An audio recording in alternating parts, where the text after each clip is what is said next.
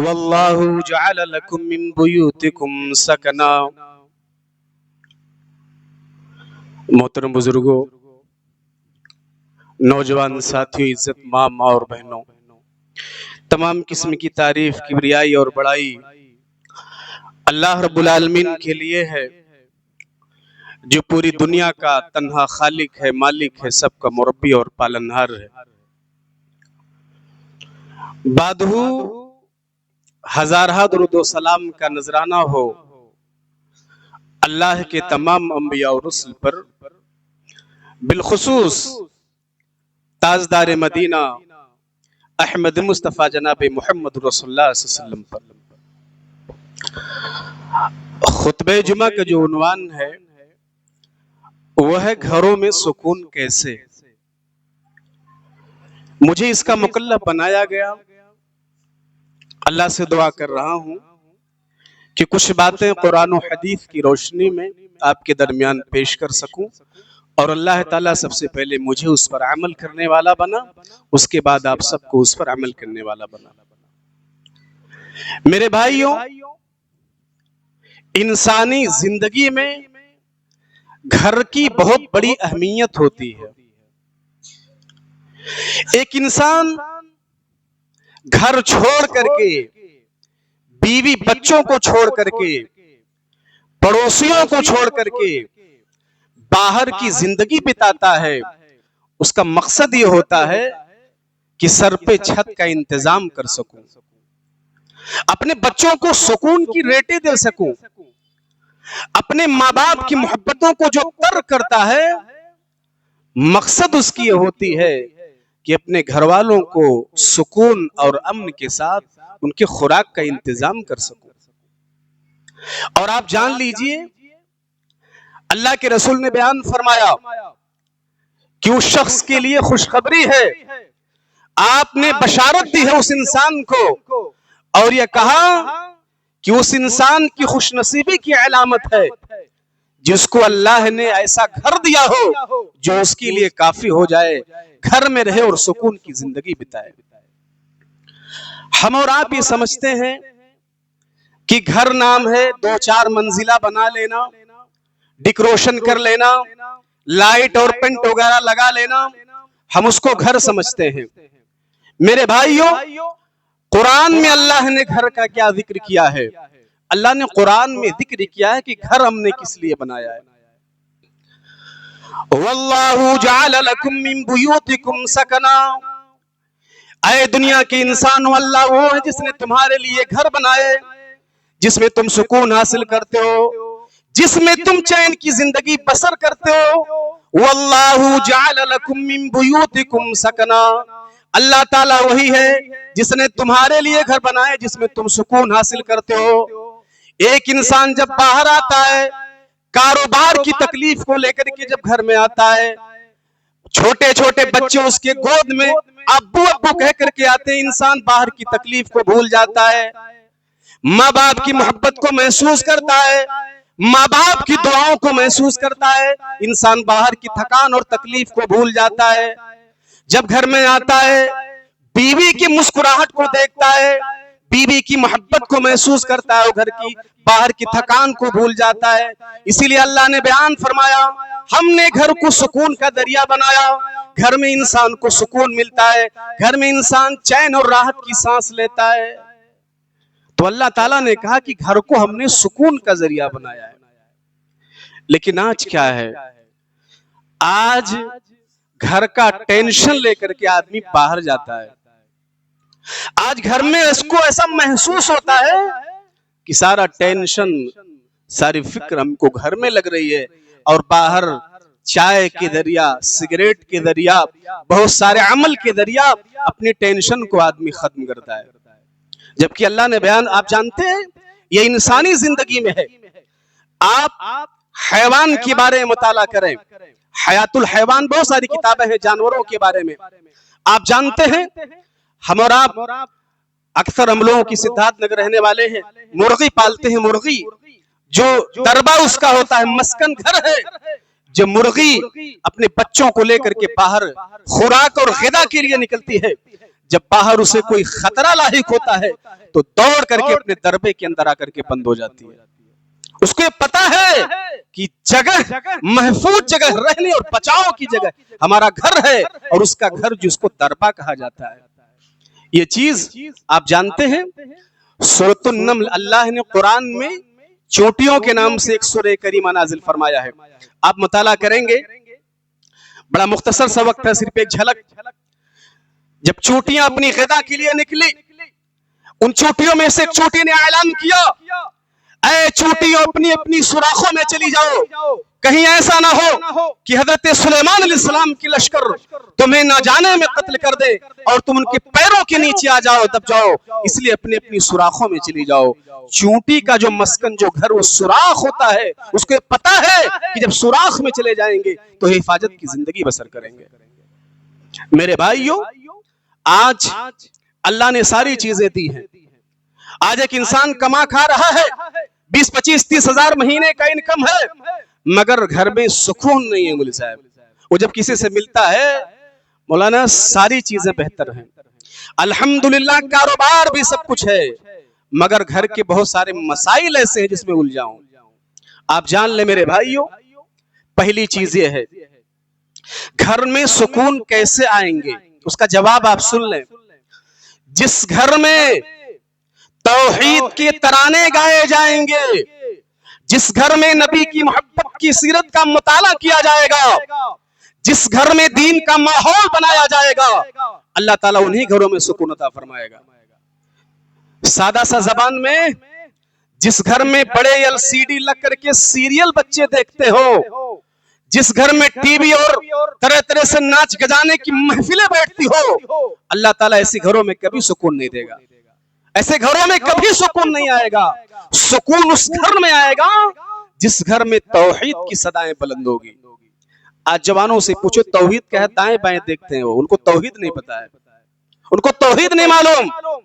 इसीलिए अल्लामा इकबाल ने कहा था, तावील का फंदा कोई सयाद लगा दे, ये शाखे नशेमन से उतरता है बहुत जल्द। आज हमारे बच्चों को तौहीद की तालीम नहीं है। उनसे पूछो तौहीद क्या है, वो सब ये नए अल्फाज सुनेंगे, किस्में क्या है उसकी, अल्लाह कहाँ है, ये सारे हमारे जवान लोगों को, हमारी नस्ल नौ को तमाम चीजें नहीं मालूम है। मेरे भाइयों, अगर तौहीद से कंप्रोमाइज कर लिए, तौहीद को एक्सेप्ट कर लिए, अल्लाह को अपना सब कुछ तस्लीम कर लिए, अल्लाह ताला उसी घर में सुकून देगा। कुरान में अल्लाह ने बयान फरमाया, अल्लज़ीना आमनू व लम यल्बिसू ईमानहुम बिज़ुल्मिन उलाइका लहुमुल अम्नु व हुम मुहतदून। ऐ मेरे नबी, मेरे बंदो जो ईमान लाए, अपनी जिंदगी को अल्लाह की मोहब्बत में बसर करने लगे, अपनी जिंदगी को नबी की सीरत के मुताबिक अमल करने लगे, उलाइका लहुमुल अम्नु, ऐसे बंदों के लिए सुकून की जिंदगी है, ऐसे बंदों के लिए अमन है। अल्लाह ताला घर को मोहब्बत का गहवारा बना देगा। अल्लाह ताला ऐसे बंदों को घर में सुकून अता फरमाएगा, और आखिरत में यही लोग हिदायत वाले माने जाएंगे।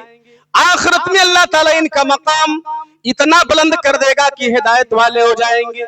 मेरे भाइयों, आज हमारे छोटे छोटे बच्चों के गले में ताबीज लटकाई जाती है, आज बच्चों के गले में ताबीज बांधा जाता है, आज बच्चों के पांव में काले किस्म का धागा पहनाया जाता है, और इससे उम्मीद ली जाती है कि हमारे बेटे को नजर बद से महफूज होगा, हमारे बेटे को नजर नहीं लगेगी।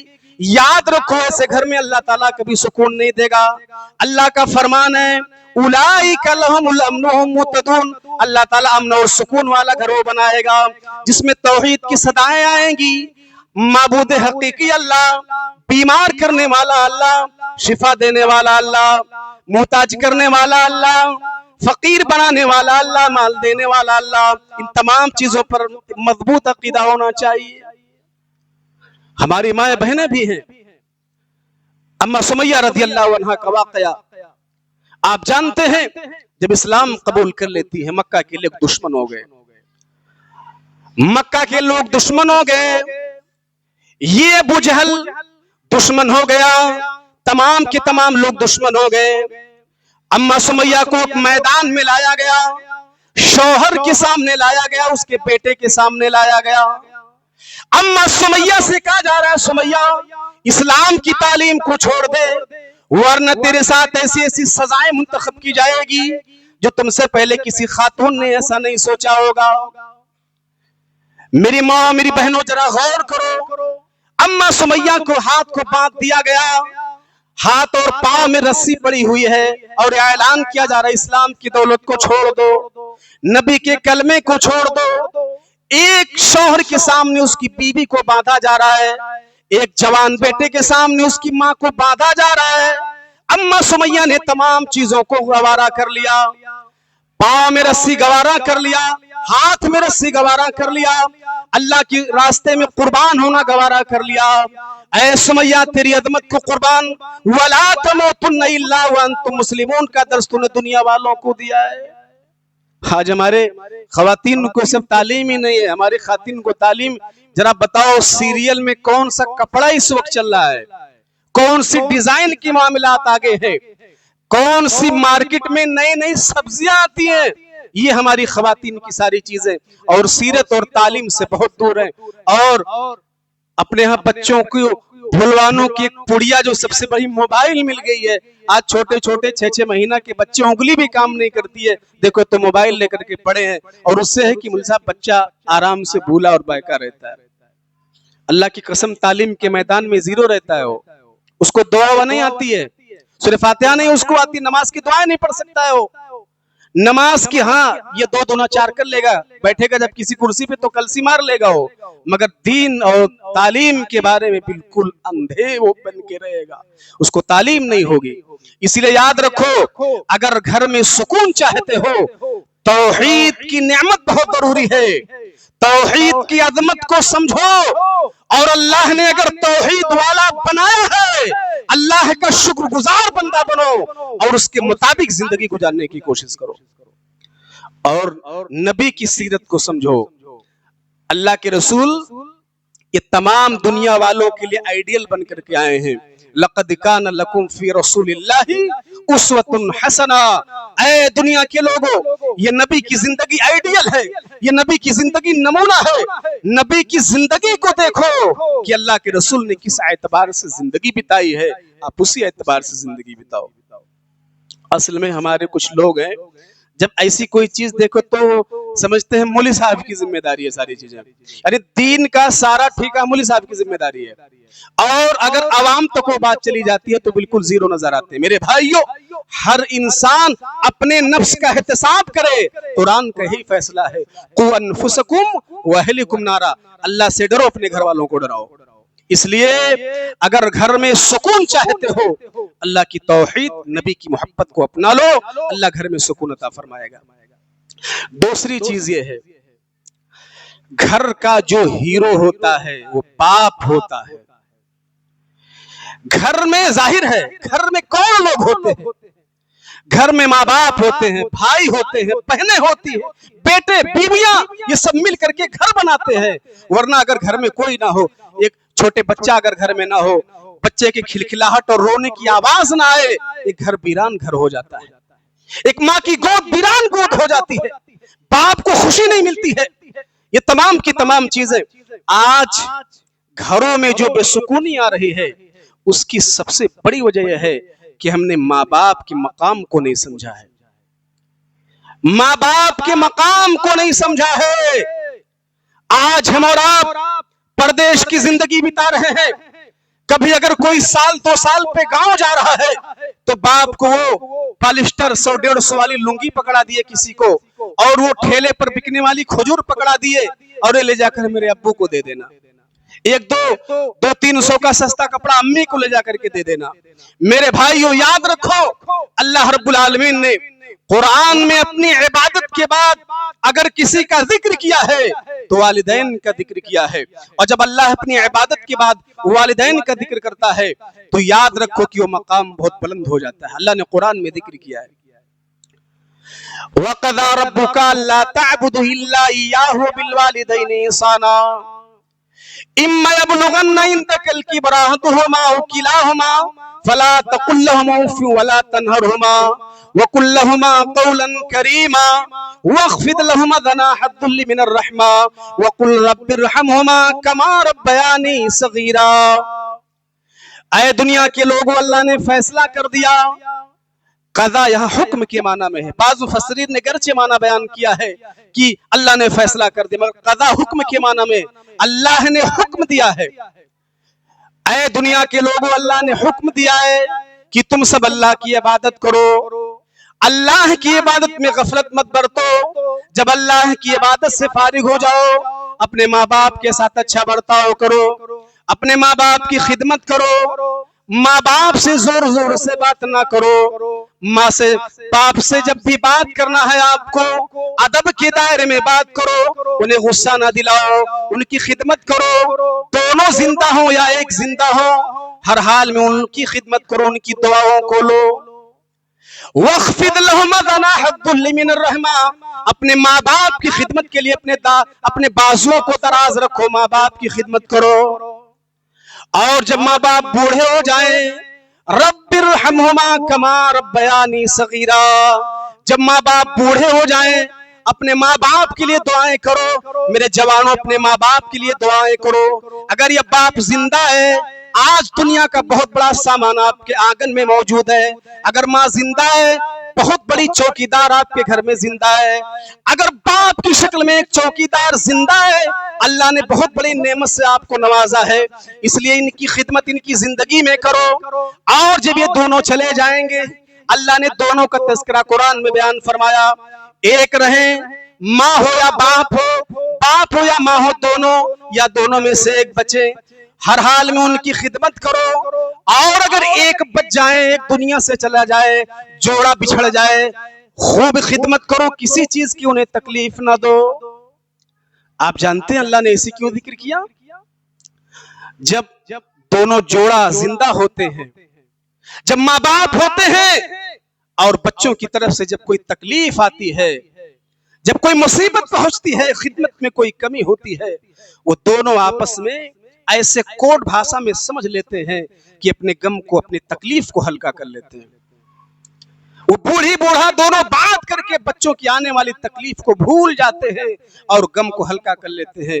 अल्लाह ने बयान फरमाया, ये दोनों जिंदा हैं, अपनी तकलीफ को हल्का कर लिए। और जब जोड़ा बिछड़ जाए, माँ दुनिया से चली जाए या बाप दुनिया से चला जाए, और इनकी खिदमत करो, इसलिए कि अपनी तकलीफ को बयान करने वाला जोड़ा इनसे बिछड़ गया, अब जोड़ा नहीं बचा है इनका। अभी किससे तकलीफ को बयान करेंगे, किसको ये तकलीफ को बयान करेंगे? एक वाकया बताऊं आपको।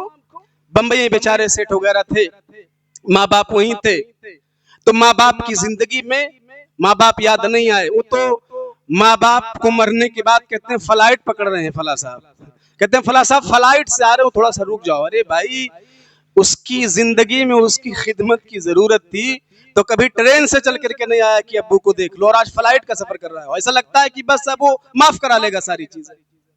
मेरे भाइयों, आप जानते हैं बूढ़े बूढ़े दोनों जोड़े हैं, आपस में लाले पड़े हैं, कोई चीज का इंतजाम नहीं है। उसके बाद बाप दुनिया से चला गया, माँ अकेली बची, माँ अकेली बची है। आप जानते हैं, तन्हा है, अकेली है, होने के बाद अपनी मुसीबतों को, अपनी परेशानियों को कहीं और के सामने बयान नहीं कर सकती है। बच्चों और पतोह के बहू से जो मुसीबत उनको मिलेगी, वो किसी से बयान नहीं कर सकते। आज जो घरों में बेसुकूनी आ रही है, उसकी सबसे बड़ी वजह यह है कि माँ बाप की खिदमत नहीं की जा रही है। माँ बाप की जैसे खिदमत होनी चाहिए, वैसे उनकी खिदमत नहीं की जा रही है, बस नाम के हवाले से। आज तो कई ऐसे बूढ़े माँ बाप है जो इसलिए रोते हैं कि उनका जवान औलाद उनके सामने अब्बू जान कह के अपने बाप को पुकार दे, अपने बाप के सामने मोहब्बत से बात कर ले। आज कई ऐसे माँ बाप अपने बच्चों के लिए तरस रहे हैं, और ये बाहर की जिंदगी में इंसान मसरूफ है। ये जब नोट की गड्डी खत्म होती जाएगी, और जब ये बच्चे शैतान के रास्ते पर अमल करना शुरू कर देंगे, आज ऐसे ऐसे बहुत से वाकयात आए।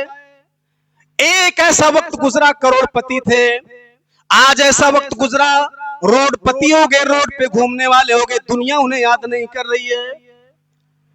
मेरे भाइयों, जब नोट की गड्डी खत्म हो जाएगी, जब बच्चे साथ छोड़ देंगे, बीवी बूढ़े हो जाएगी, तब अपने माँ बाप की बहुत याद आएगी, बाप की याद आएगी। किसी बाप को देखोगे, किसी और के बाप को देखेगो, अपने बाप की याद आएगी और अपने बाप की मोहब्बत खिदमत नहीं कर पाओगे। किसी बूढ़ी को देखोगे, अपनी माँ की याद आएगी, माँ की खिदमत करने का दिल करेगा, मगर माँ हमारे सामने मौजूद नहीं होगी। आप माँ के मकाम को समझते हैं? एक सहाबी आए, तिरमिज़ी की हदीस है, कहते अल्लाह के रसूल मुझसे गुनाह हो गया। अल्लाह के रसूल ने कहा तुम्हारी माँ जिंदा है? कहा अल्लाह के रसूल मेरी माँ जिंदा नहीं है। कहा तुम्हारी खाला जिंदा है? कहा हाँ। अल्लाह के रसूल ने कहा जा खाला की खिदमत कर, अल्लाह गुनाह को माफ कर देगा। क्यों? अल खालतु बिमंजिलतिल उम, इसलिए खाला ये माँ के दर्जे पर होती है, खाला माँ होती है। मेरे भाइयों, आज माँ बाप से इंसान नाराज है। वल्लाह मेरे जवानों, अगर जिंदगी में बरकत चाहते हो, माँ बाप के सामने झुके रहो, माँ बाप की दुआओं को लो, माँ बाप से माफी मांग लो। इस्लाम का हिस्सा यह है, अल्लाह ताला आपके आंगन को हरा और भरा रखेगा, अल्लाह कभी किसी चीज की कमी नहीं करेगा। आज हमारे घरों में जो बेसुकूनी आई है, उसकी सबसे बड़ी वजह कि माँ बाप के हुकूक के साथ नाइंसाफी की जा रही है, माँ बाप की खिदमत नहीं की जा रही है। आज आप देखेंगे, जब माँ बाप खाने के मोहताज होते हैं, जब सेहत वाले होते हैं, ये जवान याद नहीं करता। जब माँ बाप हॉस्पिटल में चले जाते हैं, तब ये कहेगा अब्बा बताओ कौन सा जूस ला करके पिला दूं आपको। अब्बा आईसीयू में एडमिट है, माँ आईसीयू में एडमिट है, जिंदगी और मौत की सांस में दोनों लगे हैं। तब ये जवान फ्लाइट पकड़ करके जाता है और कहता है अब्बा कौन सा जूस पियोगे आप, कौन सा फल आपके लिए ले आए, कौन सा हॉस्पिटल आपके लिए बेहतर है।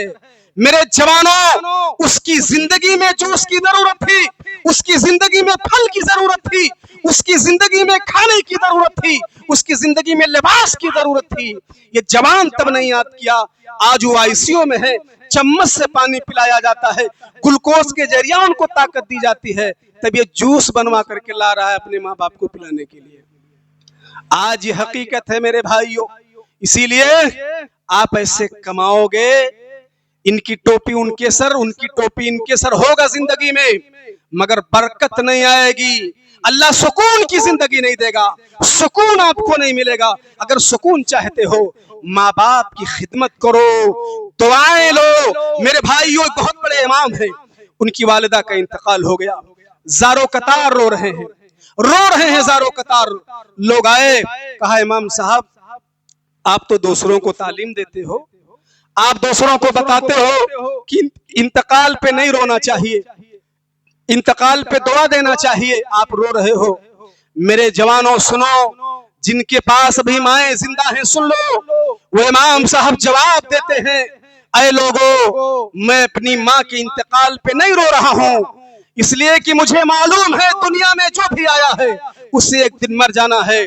मैं इसलिए रो रहा हूँ कि आज अल्लाह ने मेरे लिए जन्नत का दरवाजा बंद कर दिया। अभी तक जन्नत का दरवाजा खुला था, माँ की खिदमत करके जन्नत में आसानी से चले जाता। आज मेरी माँ दुनिया से चली गई, जन्नत का दरवाजा मुझसे बंद हो गया। मेरे भाइयों, ये तमाम की तमाम चीजें आप कितनी मोहब्बत के साथ, कितनी प्यार और लाड और तमाम अपनी बचपने को इंसान गौर करे। बचपन में होता है, माँ की जो खिदमत होती है वो कभी जिक्र नहीं की जा सकती है। इस मुख्तसर से वक्त में क्या जिक्र करूं। माँ की बहुत सी ऐसी सिफात है कि माँ जो तन्हा 9 माह तक बच्चे को रखती है, दूध पिलाती है, उसके बाद तकलीफ, विलादत को, तकलीफ को बर्दाश्त करती है, एक माँ इसको बर्दाश्त करती है। आप जानते हैं, जब माँ छोटे बच्चे को पेशाब पैखाना कराती है तब भी खिलाती है, वो मुंह से एक सीटी निकालती है, अपने बच्चे को खिलाती है और उसकी लैट्रिन बाथरूम को मोहब्बत के साथ साफ करती है। आज अगर माँ बाप ऐसे आ जाएं तो जवान बच्चा ताकेगा नहीं उनकी तरफ, या अगर देख भी रहा है तो फिर नागवार उसे महसूस होगी, उसे नागवार महसूस होगी। मगर जरा याद करो बचपन की हालत में माँ फौरन, आप कितना भी बाथरूम और लैट्रिन तमाम गंदगी होती है, माँ फौरन उसको साफ करती है। इसलिए अगर इंसान इस खिदमत को देखे तो माँ दुनिया की बहुत अदीम हस्ती है, दुनिया की बहुत बड़ी हस्ती है। इसलिए इसकी इज्जत, इसकी तकरीम करो और मोहब्बत करो, जिंदगी में ये चीज करो, मरने के बाद दुआएं करो, मरने के बाद दुआएं करो, उनके नाम पे सदका व खैरात करो, आपसे जितनी भी चीजें हैं अल्लाह के रास्ते में कुर्बान करो। ये तमाम की तमाम चीजें अल्लाह ताला कबूल फरमाता है। और एक तीसरी वजह जो हमारे घरों में बेसुकूनी आ रही है, उसके सबसे बड़ी वजह है आपसी झगड़े। आपसी झगड़े। आज दो सगे भाई हैं, दोनों का मुकदमा अदालत में चल रहा है। आज दो सगे भाई हैं, एक दूसरे को नहीं देखना चाहता, दूसरा तीसरे को नहीं देखना चाहता है। आज दोनों एक आंगन में पले बढ़े जवान हुए, एक माँ के पेट के दरिया दोनों हुए, और जवान होने के बाद, शादी ब्याह होने के बाद ऐसा महसूस हो रहा है आंगन में 4 इंच का दीवार डाल दिए, ऐसा लगता है कि वो दीवार उनके सीने पर पड़ी हुई है। एक दूसरे को नहीं देखना चाहता, दूसरा तीसरे को नहीं देखना चाहता। मेरे भाइयों, आज ये जो हमारी जिंदगी से मोहब्बत खत्म हो गई, दो भाइयों के दरमियान इख्तिलाफ खत्म हो गया, अगर ये तमाम चीजें हम इख्तिलाफ को दूर कर दे, मोहब्बत के साथ जिंदगी बिताए, अगर बड़ा भाई अपने बड़े होने का एहसास दे, छोटा भाई अपने छोटे होने का एहसास दे, अल्लाह ताला ऐसे घर में सुकून अता फरमाएगा। आप जानते हैं अल्लाह के रसूल जब हिजरत करके मदीना आए, आपने मदीना के लोगों से कहा है, मदीना के लोगों अपने अपने नस्बों को याद कर लो, अपने अपने नस्बों को, नस्लों को याद करो। और आपने यहां तक तालीम दी है, मेरे भाइयों, मेरे जवानों, सुनो, अल्लाह के रसूल ने ये तालीम दी है कि सुनो, अपने रिश्तेदारों के साथ अच्छा बर्ताव करो, सबको मेल मिलाप के साथ रखो। आज आप जान लीजिए, किसी तकरीब के मौके पर, शादी ब्याह के मौके पर, अकीके के मौके पर मुली साहब को 50 किलोमीटर से दावत देंगे, मुली साहब आपको शादी में आना है, मुली साहब अकीके में आपको आना है, मगर 1 फीट की दूरी पर सगा भाई होता है, उसको दावत नहीं देते, उसको दावत नहीं देते, वो हमारी खुशी में शामिल नहीं हो पाता। जरा बताओ, दोनों को टेंशन लगा होता है, वो दोनों टेंशन में रहते हैं। शैतान वक्ती तौर पे दोनों को बहलाता है कि उनके बगैर मेरा काम रुकेगा थोड़ी ना, या बड़ा सोच रहा हो नहीं आएंगे तो क्या शादी नहीं होगी, छोटा सोच रहा हो नहीं आएंगे तो क्या शादी नहीं होगी, सारी चीजें होती है। मगर जब दोनों तन्हाई में होते हैं, दोनों को एहसास होता है असल में ये खून का रिश्ता है। आप जानते हैं, जब किसी दूसरे हादसे से 2-4 हो जाता है कोई भाई, तो दौड़ करके उसकी तरफ भागता है। ये फितरत, अल्लाह ने फितरत ये चीज डाली। तो अल्लाह ताला ने क्या बयान फरमाया है कि मोहब्बत के साथ रहो। ठीक है, जहां 4 बर्तन हैं आवाज आती है, ऐसा नहीं है कि बर्तनों को फेंक दो, नहीं, बल्कि उन्हें तरतीब से रखा जाता है, उनकी जगह को तलाशा जाता है। तो अगर घर की कोई बात भी हो जाए तो आपसी मोहब्बत के साथ, आपसी उल्फत के साथ हल करने की कोशिश करो, और किसी तीसरे चुगलखोर को मत आने दो उसमें। घर के झगड़े में किसी तीसरे को मत आने दो, वरना तीसरा इस्लाह नहीं करेगा, वो तीसरा तो हमेशा चाहेगा दोनों के दरमियान फूट पैदा हो। इसलिए कि बड़े तरक्की कर रहे हैं दोनों, बहुत तरक्की कर रहे हैं दोनों, फला जगह प्लाट, फला जगह प्लाट, फला जगह प्लाट, तो तीसरा लगा है कि प्लाट बिके किसी तरीके से और दोनों के दरमियान इख्तिलाफ हो। और हम लोगों के पास फोन आते हैं, मुल साहब परसेंट का मामला बताइए। ऐसी नौबत आती है कि 2 भाई बिजनेस करते हैं और दोनों परसेंट लगाए हैं, फला को इतना परसेंट वो ज्यादा मेहनत करता है, छोटे को इतना परसेंट ये कम मेहनत करता है। ये नौबत कैसे आई मेरे भाई, ये नौबत कैसे आई? अगर तमाम तकलीफ को, घर की तमाम तकलीफ को, घर का अगर छोटा भाई तकलीफ है, तमाम घर वालों को तकलीफ होनी चाहिए। घर का एक फर्द अगर परेशान है, घर के तमाम फर्द को परेशान होना चाहिए। ये मोहब्बत का इजहार अगर हो तो अल्लाह ताला ऐसे घरों में सुकून अता फरमाएगा। और जब दोनों अलग हो जाएंगे, इख्तिलाफ हो जाएगा, अल्लाह ताला जिंदगी से और घरों से बरकतों को खत्म कर देगा। ऐसी बहुत सारी मिसालें आपके सामने होंगी भी कि दोनों भाई मिलकर के या घर वाले मिलकर के अच्छे पोजीशन पे थे, आज बंटवारा कर लिए, लाले पड़ गए, आज कोई चीजें उनको फराहम नहीं। ऐसी बहुत सी मिसालें आपके ज़हन में होंगी मेरे भाइयों। इसलिए अल्लाह ताला बरकतों को खत्म कर देता है। आज हमारे दरमियान एक जो रिश्ते की बात है, आज हम और आप भाई बहन का जो रिश्ता होता है, आज बहनों के साथ मामलात हम बहुत गलत रखते हैं। हमें समझते हैं कि बहन का हक है, शादी ब्याह कर दिए, चली गई, हमारी जिम्मेदारी खत्म हो गई, हम और आप ये समझते हैं। मेरे भाइयों, ऐसा नहीं है। बहन से मोहब्बत का इजहार होना चाहिए, अपनी बहन से मोहब्बत करो। आप जानते हैं, सीरत निगारों ने, उलमा ने लिखा है, अल्लाह के रसूल की सगी ना कोई बहन थी और ना सगा कोई भाई। अलबत्ता मुअर्रिखीन ने लिखा है कि रदात के एतबार से थी, रदाई दूध वाली हजरत सीमा बिनते हारिस का नाम मिलता है। हजरत सीमा कौन है? हजरत हलीमा सादिया की बेटी है, और हलीमा सादिया का दूध अल्लाह के रसूल ने पिया है। तो दूध के एतबार से जिसको रदाई रदात कहा जाता है, यानी हजरत सीमा और अल्लाह के रसूल, ये दोनों दूध वाले बहन भाई हो गए, सगे नहीं दूध के एतबार से, रदात के एतबार से। आप जानते हैं, बहुत दिन बीत गया था, बहुत दिन बीत गया। एक लड़ाई में सहाबा ने कैदियों को पकड़ा, उन्हीं कैदी में से हजरत सीमा बिनते हारिस भी है। हजरत सीमा कहती हैं, तुम्हारे नबी हमारे भाई हैं, कहां लेकर के जा रहे हो? सहाबा ने कहा, मेरे नबी के पास तो कोई भाई बहन नहीं है। कहा ठीक है, मुझे ले चलो नबी के पास। आए, अल्लाह के रसूल अपनी बहन को पहचान नहीं पा रहे थे, बहुत दिन बीत गए थे, बनी साद में जो वक्त गुजरा था, बहुत दिन हो गया था, अल्लाह के रसूल पहचान नहीं पा रहे थे। हजरत सीमा बार बार बता रहे, अल्लाह के रसूल पहचान नहीं पा रहे थे।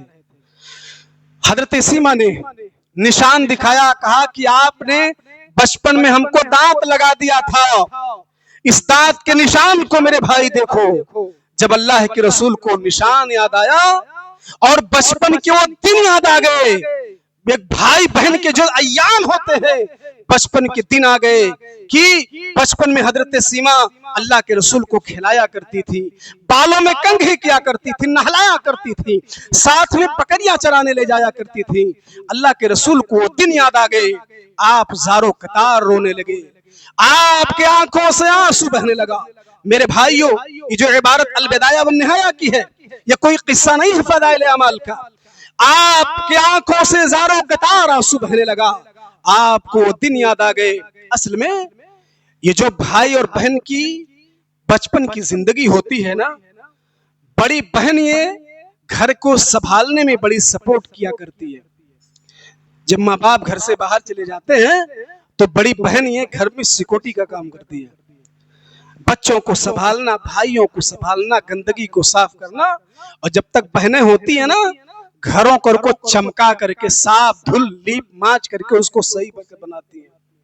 आज ये शादी ब्याह के बाद झाड़ू रखने वाली रख लो जी, बर्तन धोने वाले रख लो जी, फला रख लो जी, ऐसे मामलात आ रहे हैं। और जब तक बहनें रहती थी, घर इस कदर ऐसे चमकते थे, आदमी देख जाता था कि इस घर में बहनें मौजूद हैं, घर को साफ करने वाली। अल्लाह के रसूल को दिन याद आ गए, आपने अपनी चादर को जमीन पर बिछा दिया, और वो कोई मामूली चादर नहीं है।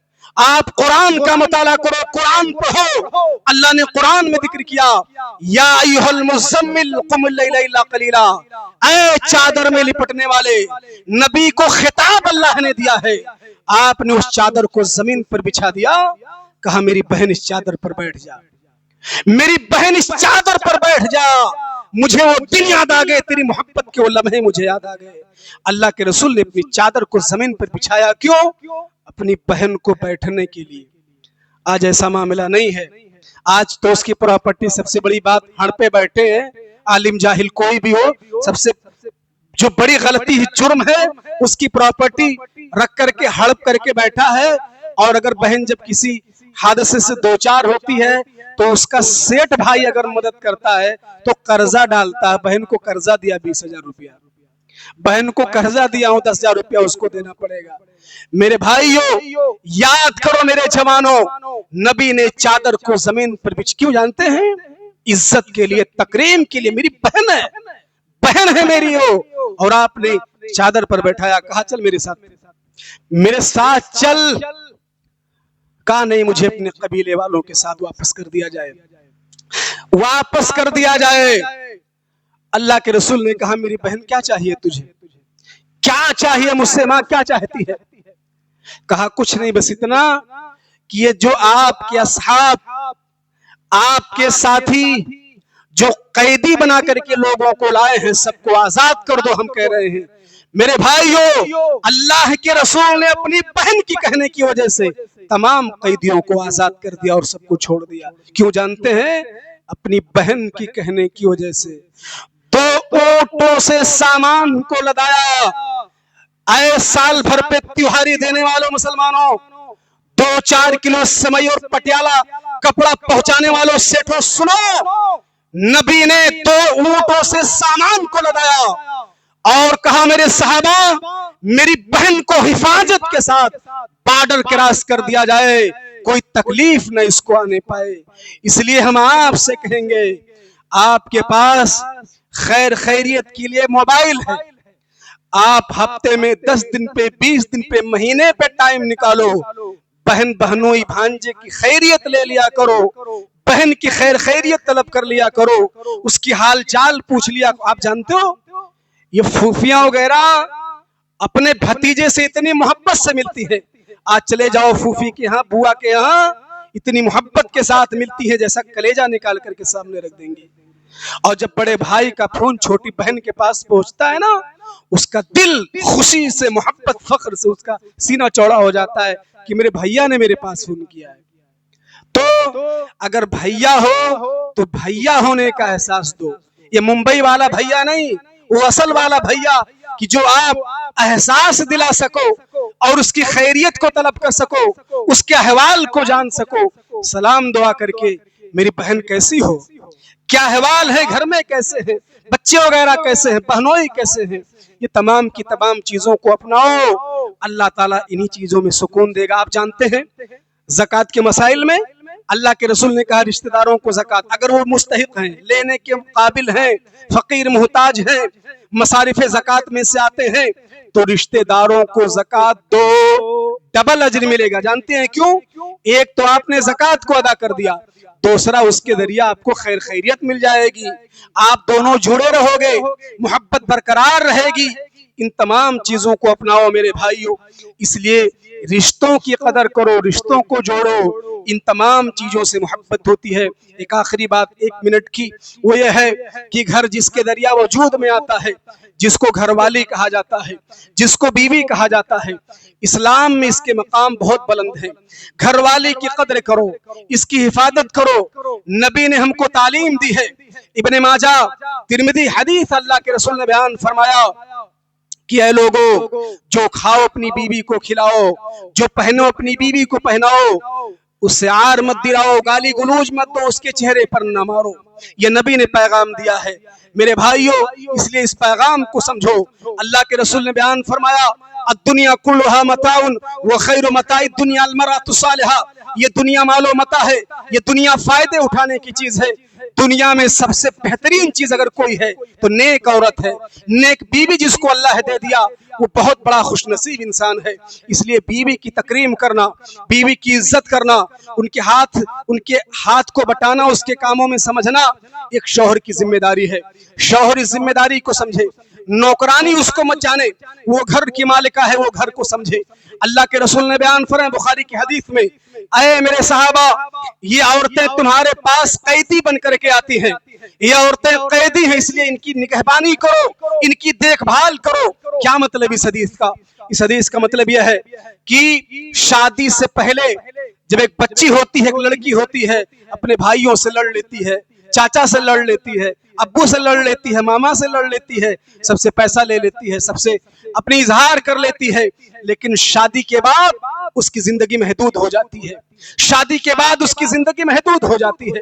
शादी के बाद ससुर के जहन को समझना है, सास के जहन को समझना है, शौहर के जहन को समझना है। वो जिंदगी उसकी तब्दील हो जाती है, बदल जाती है। उसकी जिंदगी एक फाउंडेशन वाली, उसकी जिंदगी में गिरफ्त लग जाती है। वो घर से बाहर नहीं निकल सकती है बगैर शौहर से पूछे, घर से बाहर नहीं निकल सकती है बगैर सास ससुर से पूछे। वो तमाम के तमाम चीजें, इसीलिए अल्लाह के रसूल ने कहा कैदी बन करके आती है तुम्हारे पास ये, इनकी निगहबानी करो, इनकी हिफाजत करो, मोहब्बत का मामला करो और दुआएं अल्लाह ताला से करो। घर में सुकून के लिए दुआएं अल्लाह ताला से करो। जितना आप दुआ करोगे अल्लाह ताला घर में सुकून अता फरमाएगा।